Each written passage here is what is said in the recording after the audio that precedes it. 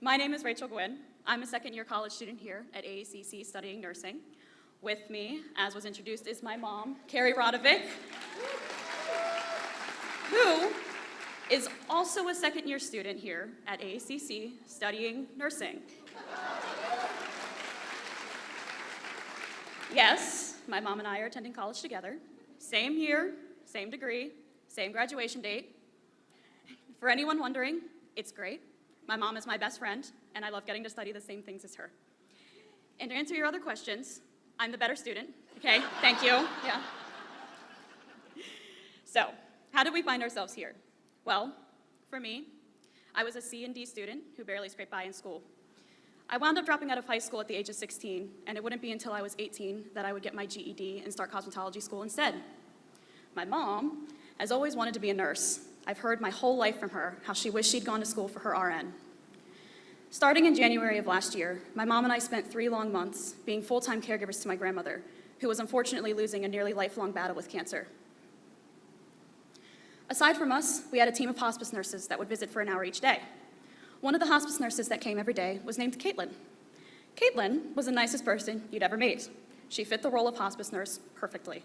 She was kind, empathetic. She genuinely cared about the job she did. I remember thinking I wanted to be like Caitlin. I wanted to help people. And this is how I found myself in front of my computer on AACC's main website. On the front page, in bold letters, read the words, "Redefine yourself." I didn't know it at the time, but that phrase means more to me now than it did then. A week later, I met with an advisor, and the day after, I was told I could register for classes. I was excited, but there was one thing I wanted to do. I sat my mom down, and I told her, "Mom, I'm going to college for nursing." She was excited, I'm sure, you know. Then I said, "Mom, I want you to go to college and do nursing too. We can do it together." I pulled up the application on the website. All you have to do is fill it out. She was skeptical.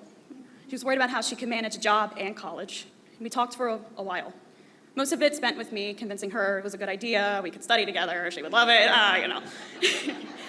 I'm sure you can guess, but I think I did a pretty good job of convincing her.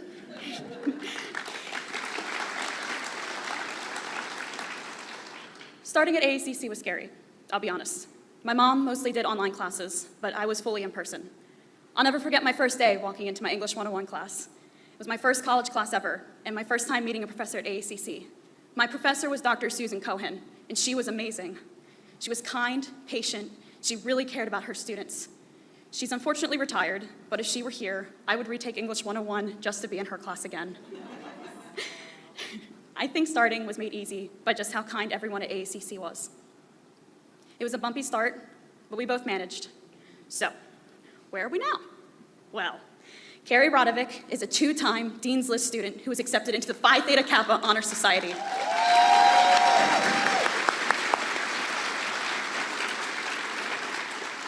She's a full-time student, and she works a full 40-hour work week. She wants to go on to get her bachelor's and become a certified nurse midwife.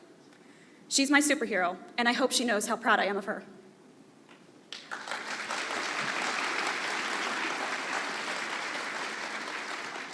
And for me, I'm also a Dean's List student and a Phi Theta Kappa Honor Society member. I also was just given the honor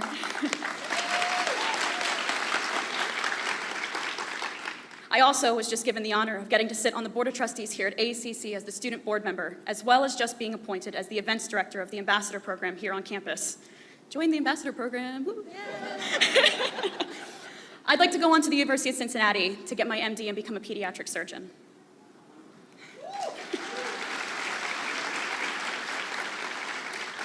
If there's anything I hope that you can take away from this, it's that you can always do more than you think you can. I spent a long time talking down to myself and saying, I can't do this. I had to finally take a step back and realize that the only thing holding me back was me. I'm not great at ending papers, let alone speeches. So I'm going to end this with a quote from John Lennon. "Everything will be okay in the end. If it's not okay, it's not the end."